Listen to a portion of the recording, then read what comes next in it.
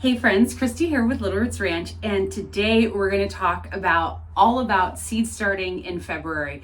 And February is such an exciting month it's really when you start getting things going in the garden. And it's such a breath of fresh air for all of us who have waited all winter long. I know January, there's a couple herbs and some onions and stuff, but February is really kind of when we start getting into the bulk of it. And it's just so incredibly exciting. So without further ado, we'll jump right in. So I'm going to be talking about seeds to start in February. Now, quick check-in or whatever. For the majority of you, it's best to err on the side of late February for all of these. But if you're right in the middle of a city, or there's a lot of concrete or ground, or just you're in a warmer area, maybe more south of me or whatnot, then this advice can be for all of February. It's not really a make it or break it thing. You'll have more success if you wait till later in February, depending on your microclimate. And if you're not sure, I would just wait till the last half or quarter of February, just to be safe, because you never know. And then, I'm going to be talking about 3 different types of sowing or planting the seeds. So the first one is going to be outside. Now, spoiler alert, that isn't a very big list. The second one I'm going to be talking about is planting under cover, and that's any protective cover, like greenhouse. Like I'm in my seed starting hot house right now. It is not heated. I don't ever heat it until tomatoes come and peppers, and then it gets heated at night. But that's where I am right now. It was 6x8 from Costco. Really great little seed starting area. But any kind of greenhouses, high tunnel, low tunnel, any kind of row cover, just anything that provides a little bit of protection for your plants or seedlings. And then number 3, which is where most of us will be starting the majority of our seeds, which is inside to transplant out. And that also includes a heated greenhouse, like if I were to have this one up and going, which I'm undetermined. I think I will, just for the quantity, but my thing is to the aside. Basically, the majority of people I would think would start things inside. But if you have a heated greenhouse, then it also applies to you. Okay, so without further ado, so outside, it's still cold, right? And I think we're the first week in February, I think we're supposed to get snow, or I saw something on the map. And so, it's still a lot of cold temperature. I don't think it will this year, but generally it snows around Valentine's Day or something like that. So obviously there's not a whole lot we can plant, but there are 2 things. And so many of you seasoned gardeners can probably already guess, but that includes peas and fava beans. So a note on that. On peas, that means every pea. Snow pea, snap pea, what's my other third one? Shelling pea, soup pea, any pea that ever peed is a pea that you can start. They are exceptionally cold hardy. Personally, I grow snow peas, but they're all amazing. Okay, so peas, and then fava bean. So one thing that's weird for all of the beans, no, way too early. But for fava bean's always best categorized over there with the peas. So no, you're not doing runner beans, scarlet beans, none of the beans that, any of that, only the fava bean, because it grows like a pea and loves cold weather. The rest of the beans love hot weather. So planting outside, any kind of pea at all, and fava bean only. Those are those really big ones. They're really delicious, get huge. Those are the only ones that you're planting outside. So now made myself a list because, I'll forget. Okay, so moving to planting under cover. Now, again, that's if you have a greenhouse, a high tunnel, a caterpillar tunnel, just any of the cold frame, things like that, just to provide a little bit more comfort to the little seedlings. And that list is going to be pretty close, actually, to the list of things that we are starting inside. And now keep in mind, when you're direct sowing outside, or Undercover, the germination might take a little bit longer, and that's okay. It doesn't mean anything bad's going on, especially if you seed it and it's been a little bit colder than it has been. Those seeds will just wait, and as soon as it gets the temperatures they like, they'll pop right up. So don't worry about that. But for those of you who like to watch the dirt, indoor starting might be better for you because you're usually getting things up within a couple days. But it definitely could be a week, couple weeks, sometimes even 3 weeks for things to go, depending on the weather outside. But anyways, okay, so we're gonna talk about our roots. So remember, these are planting outside under cover. We've got beets, radish, and turnip, right? All of those are great candidates. You're probably fine on carrots, but if you're brand new, it's safest to do beets, radish, and turnip. Again, those are planting under cover.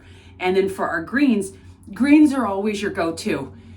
Early spring, fall, your cooler seasons, always great for greens. Okay, so we've got spinach, arugula, Asian greens, collard greens, kale, endive, and lettuce.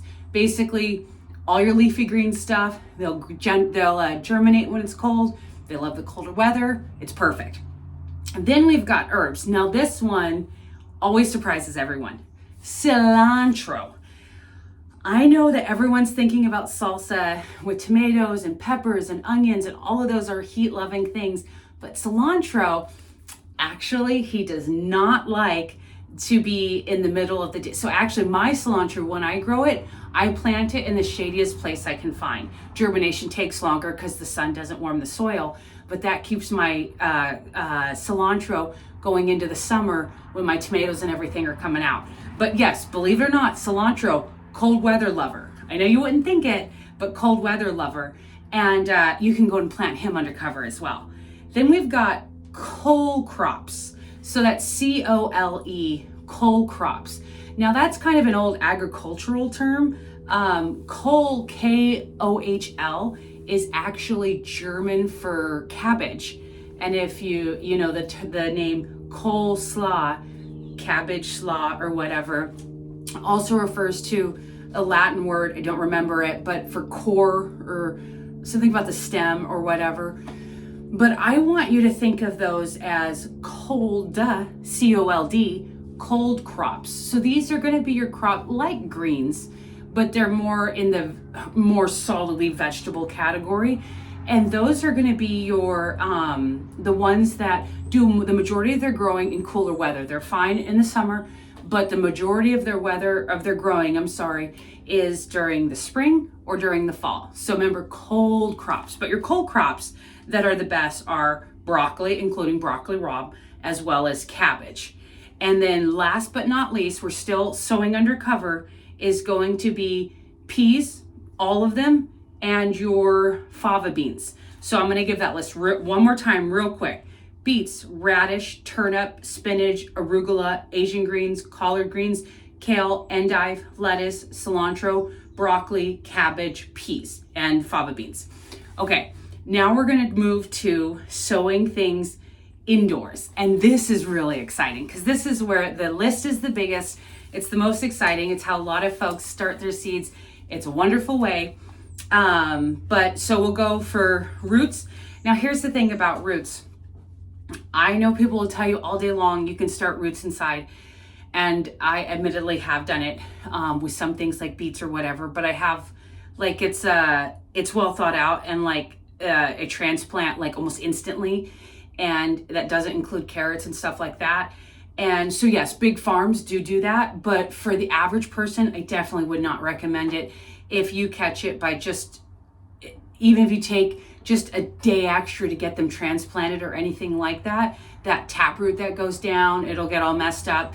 Your carrots, they'll be adorable because they'll be like that long and fat, but please, my best advice is not to start root vegetables indoors unless you know what you're doing or whatever. But if you're especially if you're a brand new gardener, set yourself up for the best success and just throw the seeds outside or wait another month if you want them to come up faster, whatever.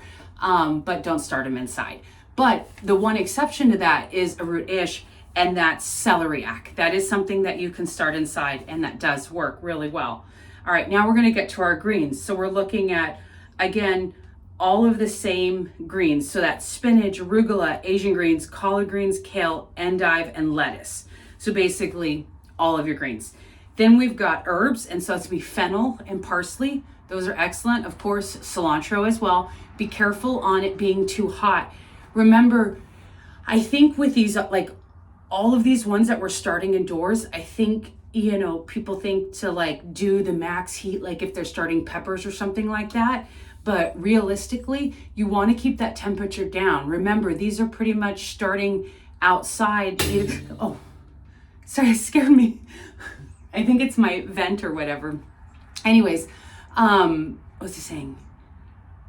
Oh yeah, so if you want to keep them like conditions that are actually outside, meaning that you don't need them to be 70 degrees or 75 degrees. They're going to go really fast. They're going to go really weak, and it's just not setting yourself up the best.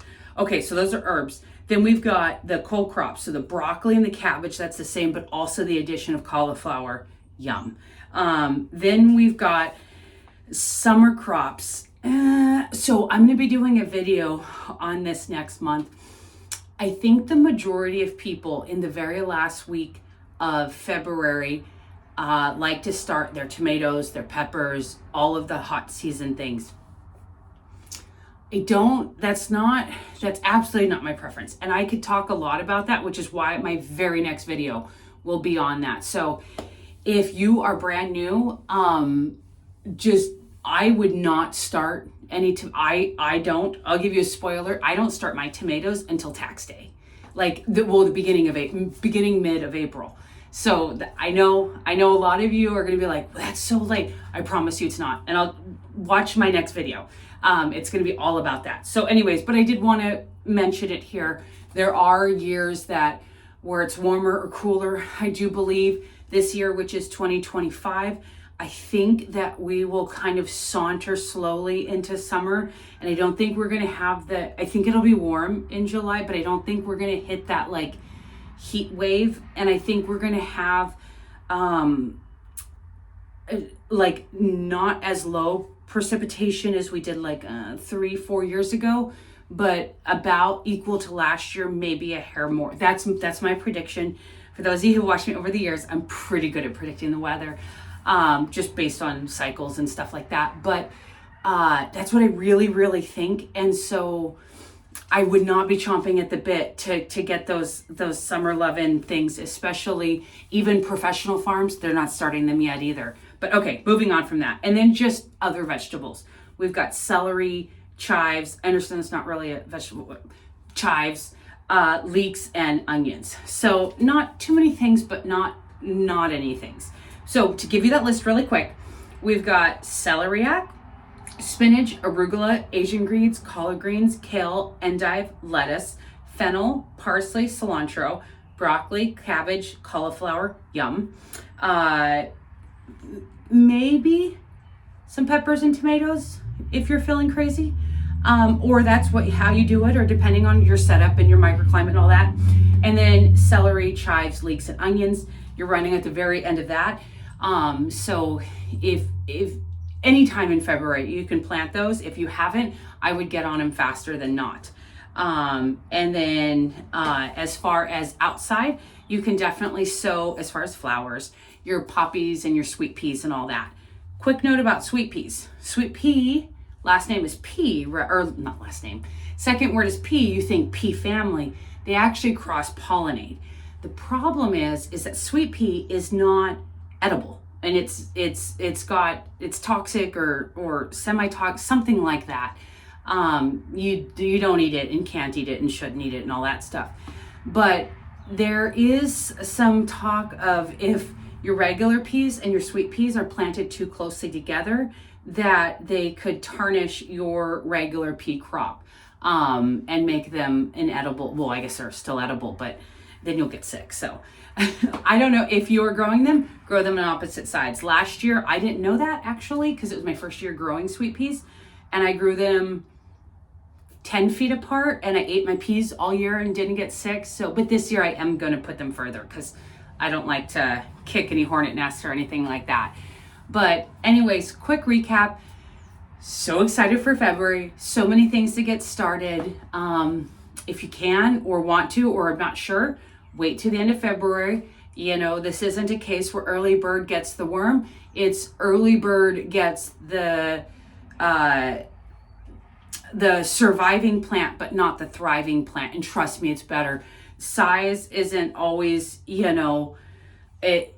Trust me, you want plants to grow slow and just close to their normal, none of us live in like the Caribbean or something like that, where if we're starting all these seeds indoors really fast and it's always like 70, 80 degrees under the heat lights, or sometimes I see, grow lights and heating mat, and that's really hot for that seedling.